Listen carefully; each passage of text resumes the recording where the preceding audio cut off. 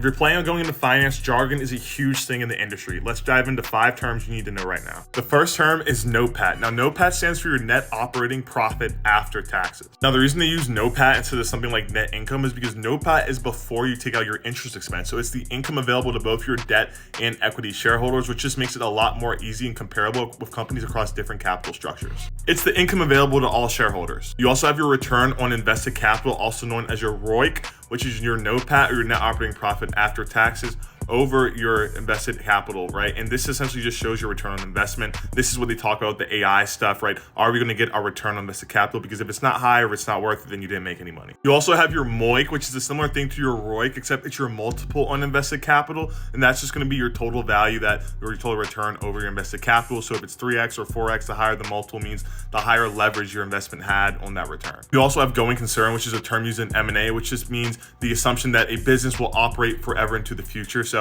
I'm selling a business at a going concern, meaning I'm selling it assuming it's going to be operational for years to come. Last term is going to be capital, and this is essentially what it sounds like. If a company needs capital, it needs money. And you get money through one of 2 ways. You get debt or equity, and both of these are forms of capital that a company can use.